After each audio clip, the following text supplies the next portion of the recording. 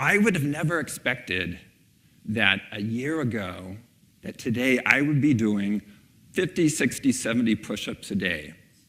But all this is part of being obsessed with the behavior. And one of the things that you need to do is practice changing your own behavior. And that gives you an understanding of how behavior works. Now, the way I arrived here was very much like the flossing, but a little bit different. And this was the equation. After I pee, I will do 2 push-ups. Okay, so I'd use the facility. Yes, technically you flush the toilet first, and then 2 push-ups. And you're done, and you go, awesome, okay? Okay, awesome, yeah.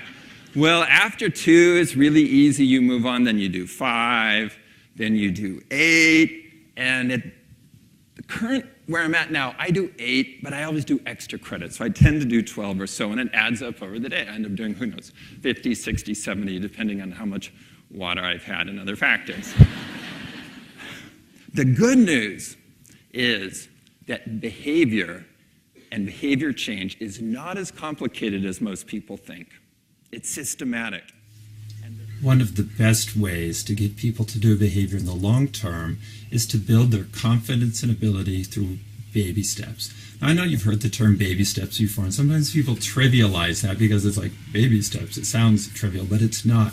Baby steps are super powerful. It's a way to help people continue to do harder and harder behaviors. And the way it works is this: if you start people out doing something easy, and if they feel successful doing that thing, they're much more likely to do it again because that thing becomes easier to do. That behavior, let's say it's walking 5 minutes, it's easier to do day 2, and naturally their motivation rises up. They're more hopeful and less fearful around that behavior. So as you have them take baby steps, you're letting them develop more ability and more motivation. And so you can ratchet up the baby steps and ask them then to do something harder. Maybe walk 15 minutes, day 1, day 2, day 3, and now here comes the magic. Not necessarily after day 3, but after a period of time of feeling successful, what I call success momentum. There's this moment in time that I call a springboard moment where they jump up and they're able to do something much harder.